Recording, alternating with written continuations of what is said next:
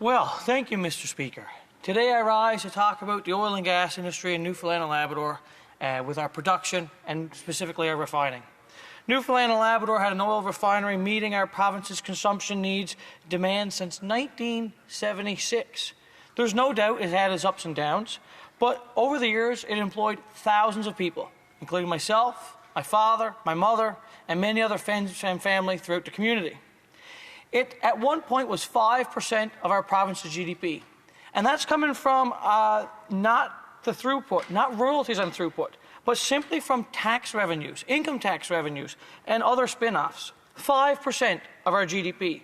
The refinery used to produce 100% of our island's diesel, propane, jet fuel, and gasoline. Then, this Liberal government wasted $89 million of federal taxpayer dollars, while the province wasted another $17 million on a conversion that converted it to only biodiesel fuel. Now we have to ship in fuels from all around the world, and everyone is paying the price. Literally, Newfoundlanders are paying 5 cents per litre to accommodate the added cost of storage and shipping costs from these other countries. Yes, other countries, Mr. Speaker. Because this Liberal government refused to build pipelines to refine Alberta oil to the East Coast, so instead we're shipping it in from France. We're not even getting Canadian oil. We're not getting Newfoundland oil. We're not getting Canadian oil. We're getting oil refined from France. On June 6th, they had a Liberal colleague from Newfoundland get up and proudly announce that the North Atlantic refinery was expanding.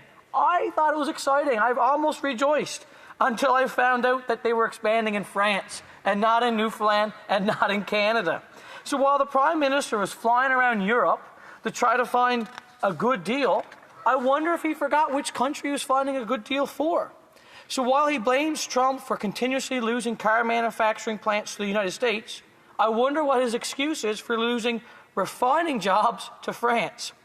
I just can't wrap my head around how somehow a group of Liberals thought it would be a good idea to spend $100 million to take a refinery that produces 130,000 barrels a day and fuel our province's demand would be better if we reduced it to a merely 14,000 barrels a day of only biodiesel that couldn't even service our gas stations.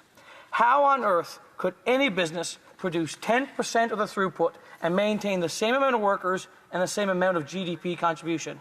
How could they not see that this refinery conversion would be on a road to disaster? It's only been open a little over a year, and they're already announcing that they're on shaky ground. So shaky that they just had to accept another $25 million from the provincial government just to keep the doors open.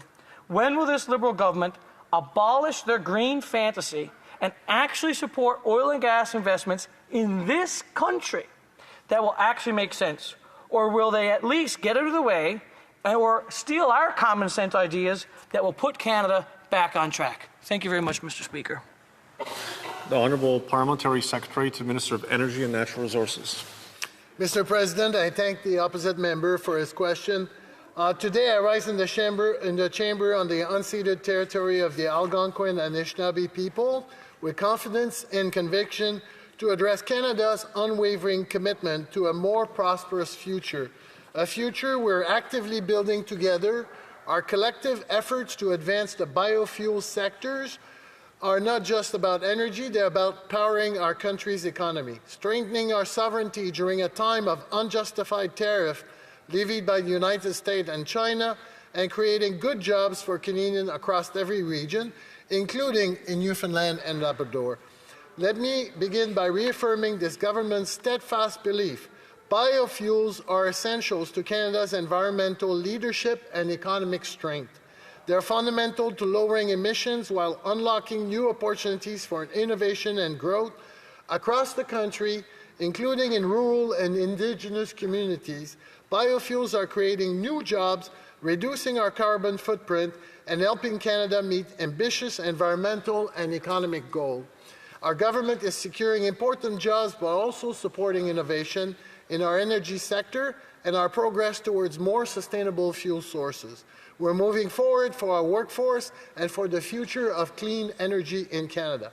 Monsieur le Président, le Canada prend des mesures Mr. Speaker, Canada is taking bold, decisive measures to strengthen our biofuel sectors and speed up investments for the future. We are relaunching and extending the Clean Fuel Fund, which encourages the production of clean fuel through an additional investment of $776 million from 2025 to 2030. Through the Canada Infrastructure Bank, we are mobilizing at least $500 million worth of green infrastructure to develop, grow, and sustain biofuel production here in the country.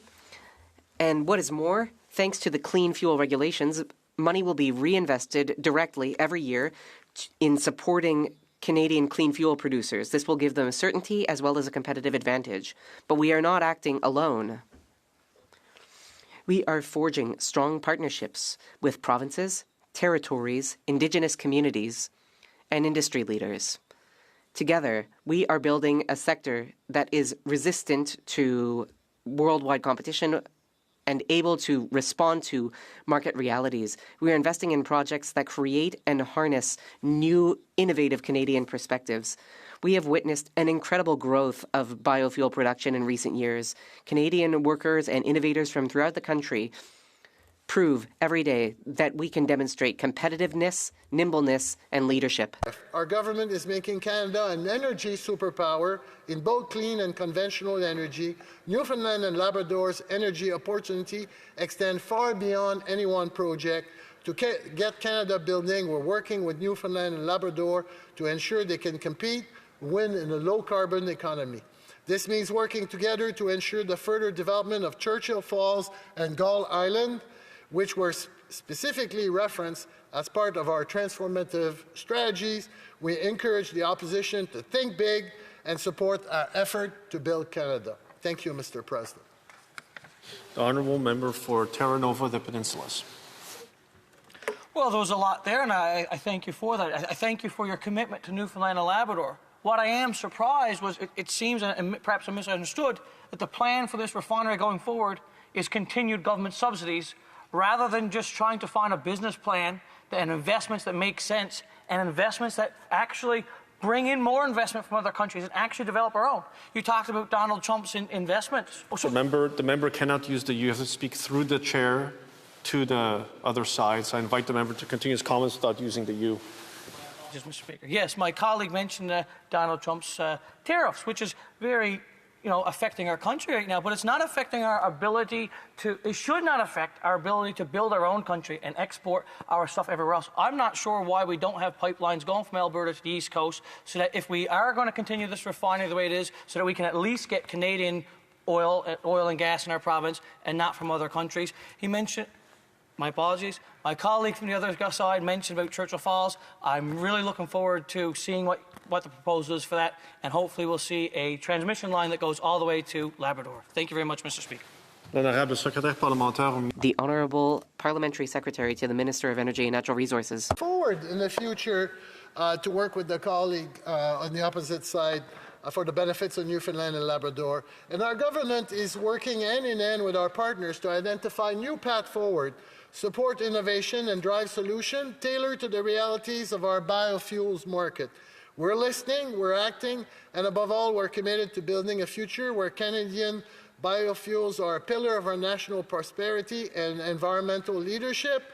Let us move forward with confidence. Let us ensure that Canadian workers and industries, including the one from Newfoundland and Labrador, are empowered to lead the world in clean and renewable fuels in every region for every Canadian. Our government is building a future that is stronger and full of promises. Thank you, Mr. President.